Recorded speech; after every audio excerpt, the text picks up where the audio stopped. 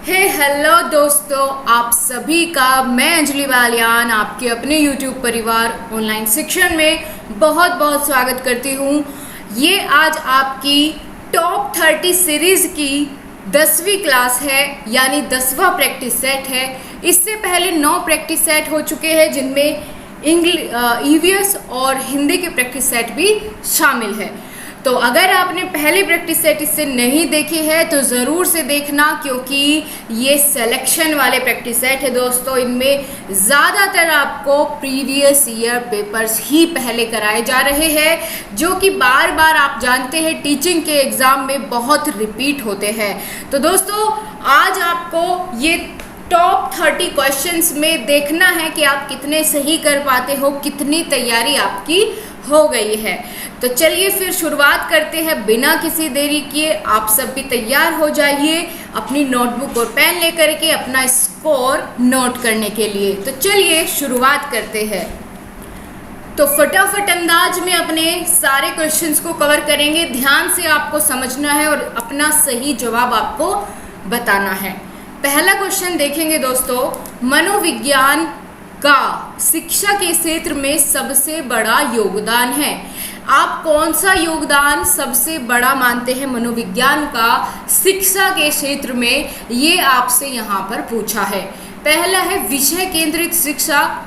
क्या ये मनोविज्ञान का योगदान है शिक्षा में, या शिक्षक केंद्रित शिक्षा, या फिर क्रिया केंद्रित शिक्षा, या फिर ऑप्शन नंबर डी बाल केंद्रित शिक्षा।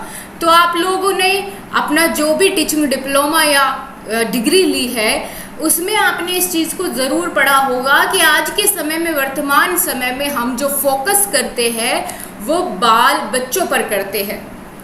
तो मनोविज्ञान के आने से शिक्षा के क्षेत्र में सबसे बड़ी जो उपलब्धि मिली वो यही है कि बाल केंद्रित शिक्षा का जो है प्रचलन शुरू हो गया, यानी इसका सबसे बड़ा योगदान है बाल केंद्रित शिक्षा। ठीक है, सही जवाब आप लोगों ने दिया, 1 नंबर ऐड कर लीजिए अपना। आगे चलते हैं। निम्नलिखित में से कौन सा वृद्धि और विकास के सिद्धांत से संबंधित नहीं है? क्या पूछा है? कौन सा संबंधित नहीं है वृद्धि और विकास के सिद्धांत से? बहुत ही बेहतरीन क्वेश्चन है और बिल्कुल आगे रिपीट हो सकता है। ध्यान से आपको इसको समझना है। ऑप्शन आपके सामने, ए निरंतरता का सिद्धांत, बी वर्गीकरण का सिद्धांत, सी समन्वय का सिद्धांत, या फिर ऑप्शन नंबर डी वैयक्तिकता का सिद्धांत। वृद्धि और विकास से संबंधित कौन सा नहीं है, ऐसे आपको सिलेक्ट करना है। ठीक है दोस्तों, वृद्धि और विकास के सिद्धांत से संबंधित है ऑप्शन ए, क्योंकि विकास जो है वो निरंतर होता रहता है और वृद्धि और विकास के बीच समन्वय की स्थिति बनी रहती है। ये व्यक्तिगत विभिन्नता के आधार पर सबका विकास और वृद्धि डिफरेंट होती है। कोई जल्दी किसी की हाइट बढ़ती है तो वृद्धि हो गई, किसी का मानसिक स्तर अच्छा हो जाता है कम उम्र में ही। तो ये सभी क्या है? व्यक्तिगता का सिद्धांत है, यानी ये भी इससे संबंधित है। बचा कौन सा? आप बता दीजिए इनमें बचा कौन सा है? Option number B. तो इसमें पूछा था कौन सा नहीं है, हमने चुन लिया। वर्गीकरण का सिद्धांत इससे संबंधित नहीं है। बहुत बेहतरीन जवाब। आगे चलते हैं। कक्षा शिक्षण में पाठ प्रस्तावना सोपान सीखने के किस नियम पर आधारित है? जब आप कक्षा में शिक्षण करते हैं तो पाठ प्रस्तावना सीखने के किस नियम पर को आप फॉलो करते हैं? ऑप्शन ए प्रभाव का नियम, ऑप्शन बी सादृश्यता का नियम, या सी तत्परता का नियम, या फिर साहचर्य का नियम। अब बता दीजिए सही जवाब। बहुत अच्छा क्वेश्चन है ये दोस्तों। आपका जो 3 मुख्य आपके सिद्धांत होते हैं उन पर आधारित है। तो वो 3 कौन कौन से हैं और शुरुआत किससे होती है? सबसे पहले आप बच्चों को जब कुछ सिखाते हैं तो आप उनके साथ उनको क्या करना चाहते हैं? उनको सीखने के लिए हम तत्पर बनाना चाहते हैं, ताकि वो भी हमारी बातों को ध्यान से सुने, समझे, सीखने के लिए तत्पर हो। तो सबसे पहला यानी यही आप नियम फॉलो करते हैं। ठीक है, पाठ प्रस्तावना में आप बच्चों को तत्पर करने का कार्य करते हैं ताकि वो सीखने की उत्कंठा उनके मन में जागे। ठीक है, तो यही इसका सही जवाब हो जाएगा। अगला क्वेश्चन है, सम प्रत्यय निर्माण का प्रथम सोपान है। सम प्रत्यय निर्माण का पहला सोपान क्या हो जाएगा? ऑप्शन आपके सामने है, देखो ध्यान से। सम प्रत्यय निर्माण से मतलब है दोस्तों कॉन्सेप्ट तैयार होना, किसी के दिमाग में उसकी एक इमेज बनना। उसका प्रथम सोपान क्या होगा? ऑप्शन ए सामान्यीकरण, विभेदीकरण, प्रत्यक्षीकरण या पृथक्करण। पहला सोपान बताना है और बहुत आसान है दोस्तों। देखिए, आपके लिए कोई नई चीज़ है, आप उसको सीखना चाहते हैं, तो उसके बारे में अपना कॉन्सेप्ट डेवलप करना चाहते हैं, उसके संप्रत्यय का निर्माण करना चाहते हैं, तो सबसे पहले आप क्या करेंगे? सबसे पहले आप उसको प्रत्यक्षीकरण करेंगे, उसको देखेंगे। ठीक है, आप उसको देखेंगे, देखने के बाद आपके दिमाग में एक इमेज बनेगी। ठीक है, फिर उसके बाद आगे के सोपान आएंगे, लेकिन सबसे पहला सोपान क्या होगा? प्रत्यक्षीकरण। ठीक है, प्रत्यक्षीकरण बिल्कुल सही जवाब हो जाएगा, ऑप्शन नंबर सी। आगे चले, प्रेक्षणात्मक अधिगम संप्रत्यय डैश द्वारा दिया गया था। प्रक्षेपणात्मक अधिगम संप्रत्यय किसने दिया था? टोलमैन ने, बंडूरा ने, या फिर थॉर्नडाइक ने, या फिर कोहलर ने? बताइए बताइए जी, बताइए क्या होगा सही जवाब। गलती के चांसेस यहाँ आपके बढ़ते हुए, कुछ लोग तो यहाँ पर तुक्का लगा रहे हैं। तो प्रक्षेपणात्मक अधिगम का संप्रत्यय किसने दिया था? बेंडूरा साहब ने दिया था, ऑप्शन नंबर बी सही है। कोई बात नहीं है, अगर कोई प्रश्न नहीं आता है तो उसका स्क्रीनशॉट साथ के साथ ले लिया करिए, या फिर वीडियो को पॉज करके आप उस क्वेश्चन को नोट डाउन कर लिया करिए। ठीक है, जो आते हैं उनको तो नोट करने की आवश्यकता नहीं है, लेकिन जहाँ गलती होती है उसको ज़रूर किया करिए। आगे चलते हैं, उदाहरण, निरीक्षण, विश्लेषण, वर्गीकरण, नियमीकरण निम्नलिखित में से किस विधि के सोपान हैं? ये किस विधि के सोपान है? उदाहरण देना, निरीक्षण करना, यानी शुरुआत कहाँ से हुई? उदाहरण देने से। तो कौन सी विधि में सबसे पहले उदाहरण दिया जाता है? निगमन विधि में, आगमन विधि में, अंतर्दर्शन विधि में, या फिर बहिर्दर्शन विधि में? इसका जवाब बड़ा आसान हो जाता है, क्योंकि मैंने क्वेश्चन को इतना अच्छे से आपको समझा दिया है कि अब आप गलती नहीं करेंगे। दोस्तों, सबसे पहले उदाहरण दिया जाता है, उसके बाद में उसके उस विषय वस्तु के बारे में समझाया जाता है। ऐसा होता है आपकी आगमन विधि में। ध्यान रखना, देखिए यहाँ भी निगमन से तो संबंधित नहीं है, क्योंकि इसमें पहले नियम बताया जाएगा। नी से निगमन और ना से ही नी से ही नियम। ठीक है, तो निगमन में तो पहले नियम बताया जाएगा, बाद में उदाहरण। लेकिन आगमन में पहले क्या दिया जाएगा? उदाहरण दिया जाएगा, और उसके बाद नियम पर जाते हैं। ठीक है, तो सही जवाब आपका क्या हो जाएगा यहाँ पर? आगमन विधि में। याद रखेंगे। चलिए, नेक्स्ट क्वेश्चन है, वह मापनी जिसमें अंतराल मापनी के समस्त गुण के साथ परम शून्य भी हो, उसको क्या कहते हैं? उस मापनी को क्या कहेंगे जिसमें परम शून्य भी शामिल हो? नामित मापनी, कर्म सूचक मापनी, या फिर अंतराल मापनी, या फिर अनुपात मापनी? 7वें प्रश्न का उत्तर देना है, जल्दी से बता दीजिए, जल्दी से जवाब दीजिए। चारों ऑप्शन में से आप कौन से ऑप्शन के साथ जाएंगे?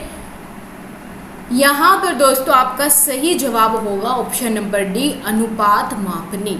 ठीक है, इसमें अंतराल मापनी के भी समस्त गुण के साथ साथ परम शून्य भी होता है। आगे चलिए, अगला प्रश्न है, फ्रायड के अनुसार हमारे मूल्यों का अंतरिकीकरण डैश में होता है। बताइए, हमारे मूल्य किसमें रहते हैं ज़्यादा? इदम में, अहम में, या फिर परा अहम में, या परिस्थितियों में? Id, ego, super ego. Freud ने ये अपनी थ्योरी दी थी, इड, ईगो, सुपर ईगो वाली। आपने ध्यान होगी, जिसमें इसकी तुलना किससे की थी? एक पहाड़ से की थी, डूबे हुए पहाड़ से, ठीक है, या डूबे हुए क्रिस्टल से, जो कि इतना ही पानी के नीचे रहता है जितना ऊपर, ठीक है, या पानी के नीचे उससे ज़्यादा। तो बताइए, मन के बारे में बताया था फ्रायड ने। तो यहाँ पर हमारे कौन से मन में मूल्य रहते हैं? इड में, ईगो में, या फिर सुपर ईगो में? इदम अहम परा अहम। परिस्थितियों में तो बिल्कुल नहीं है, ये तो हटा ही दीजिए, इसके बारे में कोई बात ही नहीं की फ्रायड महोदय ने। अब 3 बचते हैं, इन तीनों में से क्या होगा सही जवाब? देखिए, सुपर ईगो बात करता है सही गलत की, ठीक है, हमारे क्या मूल्य है, हमें क्या करना चाहिए, क्या हमारे लिए सही है क्या गलत, ये जो हमें रास्ता दिखाता है हमारा मन, कौन सा? परा अहम, ठीक है। तो इसका सी ऑप्शन एकदम करेक्ट हो जाएगा, इसी में मूल्य रहते हैं। आगे बात करें दोस्तों, व्यवहारवादी डैश ने कहा है, मुझे नवजात शिशु दे दो, मैं उसे डॉक्टर, वकील, चोर या जो चाहे बना सकता हूँ। बहुत महत्वपूर्ण परिभाषा है दोस्तों, और ध्यान रखनी है आपको हर हालत में, क्योंकि बहुत फेमस है और बहुत कॉमन सी भी परिभाषा हो गई है। क्योंकि जब भी आप सीडीपी की शुरुआत करते हैं तो शुरुआती चैप्टर में ही आप इसके बारे में जान जाते हैं। 9वें प्रश्न का सही जवाब कौन देगा? फ्रीमैन, न्यूमैन, वॉटसन या होल्जिंगर? तो सही जवाब आना शुरू हो गया है, ऑप्शन नंबर सी, वॉटसन, ठीक है, एकदम करेक्ट है सबका। टोटल स्कोर अपना देखते रहना, अभी तक सबके सही जा रहे हैं क्या प्रश्न? आगे चले, यह आवश्यक नहीं है कि उच्च बुद्धि लब्धि वाले बच्चे डैश में भी उच्च होंगे। ये दोस्तों बहुत अच्छी बात कही है कि ज़रूरी नहीं है, अगर किसी बच्चे की जो IQ लेवल है वो ज़्यादा है तो वो सृजनशील भी होगा, या अध्ययन में अच्छा होगा, या विश्लेषण करने में, या अच्छा अंक प्राप्त करने में। आप कौन सा ऑप्शन सही मानेंगे इसके साथ? वैसे मैं आपको हिंट दे चुकी हूँ, पकड़ने वालों ने पकड़ लिया होगा हिंट, ठीक है। तो बिल्कुल सही जवाब है ऑप्शन ए, सृजनशीलता, ठीक है। ज़रूरी नहीं है कि जिसकी बुद्धि लब्धि अधिक होती है वो सृजनशील भी हो, ठीक है, उच्च सृजनशील भी हो। तो यहाँ पर ए ऑप्शन करेक्ट है। अधिगम में डैश ने प्रभाव का नियम दिया। ये प्रभाव का नियम किसने दिया था बताइए? पावलोव ने, स्किनर ने, वॉटसन ने, या फिर थॉर्नडाइक ने? दोस्तों, प्रभाव का नियम, तत्परता का नियम, और ये जितने भी 8 नियम हैं, जिनमें कि 3 मुख्य नियम होते हैं इन 8 नियमों में, ये 8 के 8 नियम जिसमें प्रभाव का नियम भी शामिल है, ये दिए हैं थॉर्नडाइक महोदय ने, ठीक है। इनके बारे में पिछला जो प्रैक्टिस सेट हुआ था सीडीपी का, उसमें मैंने आपको बताया था कौन कौन से है, ठीक है, बिल्कुल सही। तो क्या हो जाएगा आपका? ऑप्शन नंबर डी, थॉर्नडाइक ने दिया है प्रभाव का नियम, ये इनका मुख्य नियम है। आगे चले अगले क्वेश्चन की ओर, ध्यान से देखना, बढ़िया प्रश्न है। निम्नलिखित में से किस विधि का उपयोग स्मृति के मापन के लिए नहीं किया जाता है, नहीं किया जा सकता है? तो क्वेश्चन में नेगेटिव सेंस है, अब थोड़ा सा पहचानने में आपकी तार्किक शक्ति लगेगी। ऑप्शन ए है प्रत्याह्वान विधि, तार्किक विधि, पहचान विधि, या पुनः सीखना विधि। कौन सा शामिल नहीं है? स्मृति के मापन के लिए हमें तार्किक विधि की आवश्यकता नहीं पड़ती, ठीक है, तार्किक विधि की आवश्यकता नहीं है स्मृति के मापन के लिए। ऑप्शन बी करेक्ट है। आगे चले, अगला क्वेश्चन है प्रासंगिक अंतर्बोध परीक्षण यानी TAT, थीमेटिक एप्रिसिएशन टेस्ट का विकास डैश द्वारा किया गया। बताइए किसने किया था इस टेस्ट का विकास? साइमंड ने, होल्ट्जमैन ने, मरे ने, या फिर बेलक ने? ध्यान दीजिएगा, किसने किया इसका विकास? ये टेस्ट बहुत फेमस है और इसका जवाब मुझे आपसे चाहिए, इम्पोर्टेंट क्वेश्चन है। जो टैट वाला TAT टेस्ट है आपका, इसका विकास किया था मरे ने, ठीक है, ऑप्शन नंबर सी, ठीक है, ऑप्शन सी सही है। आगे चलिए, वह अवस्था जो कि माता के 21वें गुणसूत्र जोड़े के अलग न हो पाने के कारण होती है, उसको क्या कहते हैं? जब 21वां जो गुणसूत्र का जोड़ा होता है वो अलग ना हो पाए, तो ऐसे में कौन सी सिचुएशन आती है या बच्चे को क्या हो जाता है? डाउन सिंड्रोम या क्लीनफेल्टर सिंड्रोम, टर्नर सिंड्रोम या विल्सन सिंड्रोम। ध्यान दीजिएगा दोस्तों, अगर माता के 21वें गुणसूत्र जोड़े अलग न हो पाए तो बच्चे को क्या हो जाएगा?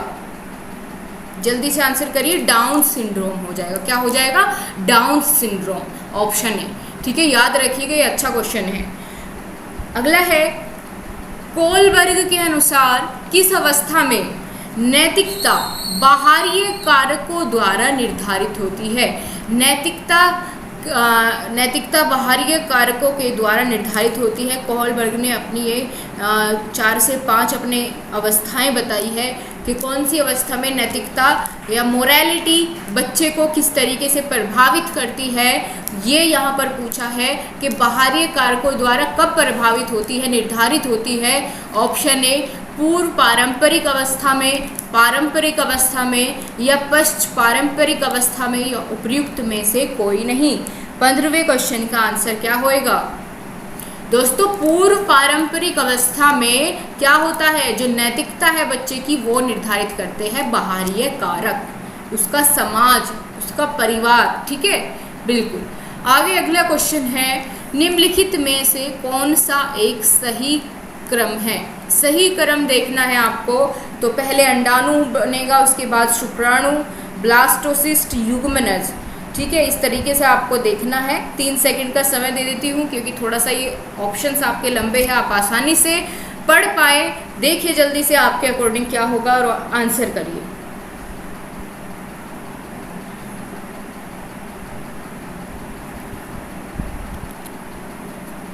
देखिए, शुरुआत में ब्लास्टोसिस्ट आया है यहाँ, ये दोनों ऑप्शन तो ऐसे ही गलत हो जाएंगे।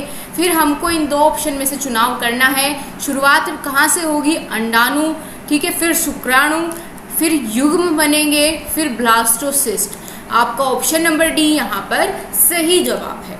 अगले प्रश्न पर चलिए। अंतर्मुखी, बहिर्मुखी तथा उभयमुखी व्यक्तित्व का वर्गीकरण किसके द्वारा किया गया? व्यक्तित्व के ये 3 प्रकार, अंतर्मुखी, बहिर्मुखी और उभयमुखी, किसके द्वारा दिए गए? किस मनोवैज्ञानिक के द्वारा दिए गए? क्रेचनर या फिर युंग महोदय या शेल्डन या फिर स्प्रेंजर? अब बताइए सही जवाब क्या हो जाएगा? हर कोई इस क्वेश्चन को जानता होगा कि युंग के अनुसार व्यक्तित्व का वर्गीकरण इस तरह से किया गया है, अंतर्मुखी, बहिर्मुखी और उभयमुखी। ठीक है, अच्छा प्रश्न है, आता है। अगले क्वेश्चन पर चलेंगे। SOR किसके द्वारा प्रस्तावित किया गया? SOR किसके द्वारा प्रस्तावित किया गया? वॉटसन, कोफका, कोहलर या फिर गेस्टाल्टवादी मनोवैज्ञानिकों ने। ऑप्शन क्वेश्चन नंबर 18 का आंसर करिए। अब दोस्तों, ये क्वेश्चन आपको डिफरेंट लग रहा होगा लेकिन ये बहुत इम्पोर्टेंट है। देखिए, SOR, सबसे पहले इसके बारे में आप समझ लीजिए। SOR का क्या मतलब है? S से आप समझेंगे स्टिमुलस। ठीक है, STIMULUS, स्टिमुलस। O से ऑर्गेनिज्म और R से रेस्पॉन्स। पढ़ी है ये थ्योरी? पढ़ी है या नहीं पढ़ी है? रेस्पॉन्स। ठीक है, अब बता दीजिए किसके द्वारा ये दिया गया। 4 ऑप्शन आपके सामने हैं, जल्दी से आंसर कर दीजिए।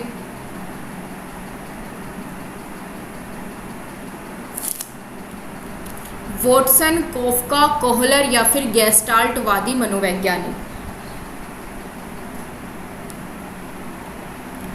तो यहाँ आपका सही जवाब हो जाएगा ऑप्शन नंबर डी। आगे चले, अगला क्वेश्चन है, ध्यान को केंद्रित करने की आंतरिक दशा है।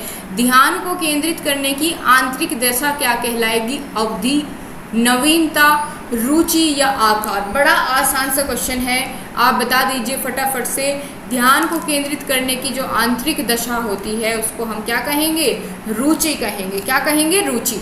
अगला क्वेश्चन है, एक परिस्थिति में अर्जित ज्ञान को जब हम दूसरी परिस्थिति में उपयोग करते हैं तो उसको क्या कहेंगे? सीखने की विधियाँ, सीखने में स्थानांतरण, सीखने में पठार या फिर सीखने में रुचि। ठीक है, अब बताइए इसका सही जवाब। बहुत अच्छा क्वेश्चन है, बहुत ही बढ़िया क्वेश्चन है, आंसर करिए। जब आप कोई एक काम सीख लेते हैं, कोई एक कार्य करना सीख लेते हैं और उसकी हेल्प से फिर कोई अगला कार्य सीखते हैं, यानी अपने उस सीखे गए ज्ञान को दूसरी परिस्थिति में भी उपयोग में लाते हैं, उसको हम कहते हैं सीखने का स्थानांतरण। क्या कहेंगे? ट्रांसफर ऑफ लर्निंग, सीखने का स्थानांतरण। ऑप्शन बी सही है। अगला क्वेश्चन है, अनुभव द्वारा व्यवहार में परिवर्तन क्या कहलाता है? चारों ऑप्शन देखो और बताओ। अरे भाई, किसकी परिभाषा है ये? बहुत बेहतरीन सी और बड़ी आसान है, याद रखोगे आज से। जब अनुभव के द्वारा आपके व्यवहार में परिवर्तन होता है तो उसको हम क्या कहेंगे? सीखना कहेंगे। ऑप्शन बी सही है।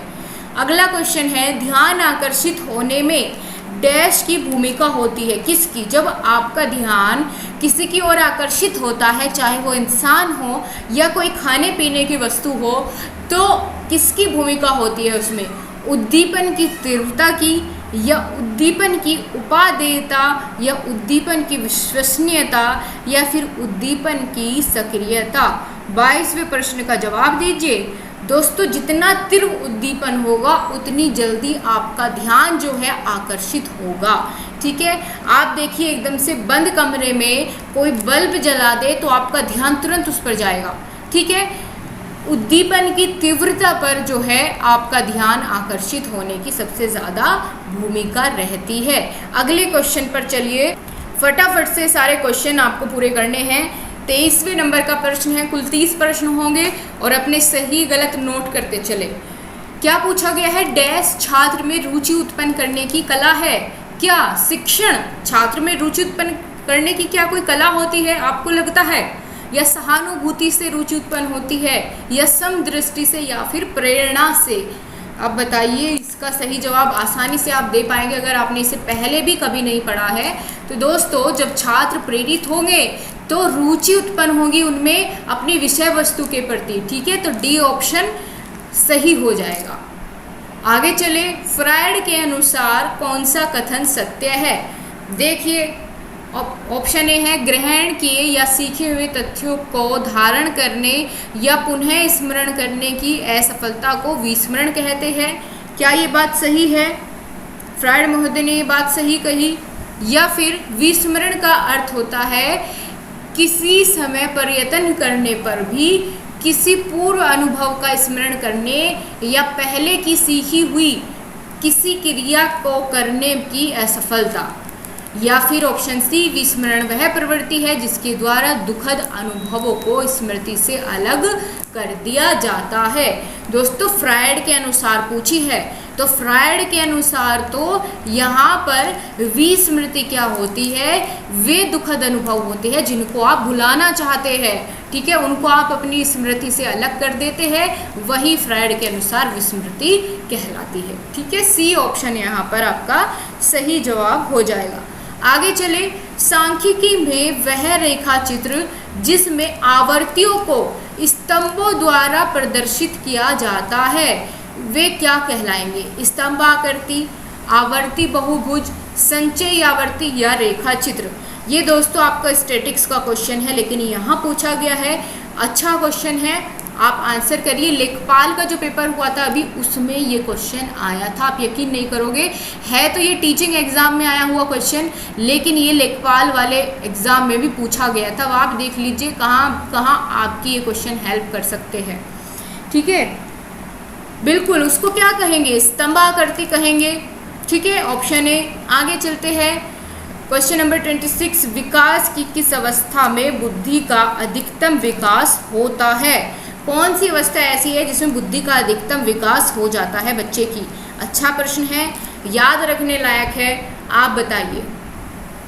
चार ऑप्शन देखिए। पहले, बाल्यावस्था में, शैशवावस्था में, किशोर अवस्था में, या प्रौढ़ावस्था तक। दोस्तों, अधिकतम विकास कहाँ कौन सी अवस्था तक हो जाएगा? तो किशोर अवस्था तक आते आते बच्चे का जो अधिकतम विकास है बौद्धिक वो हो जाता है, ठीक है, बौद्धिक भी और शारीरिक भी। आगे चले 27 है, शिशु का अधिकांश व्यवहार आधारित होता है मूल प्रवृत्ति पर, नैतिकता पर, वास्तविकता पर या ध्यान पर।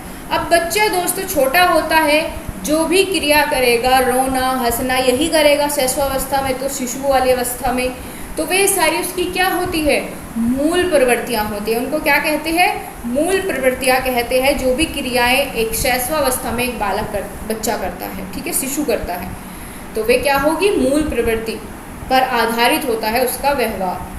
28 क्वेश्चन है, अंतर्दृष्टि या सूझ द्वारा सीखने का सिद्धांत कोहलर ने किस पर प्रयोग करके दिया था।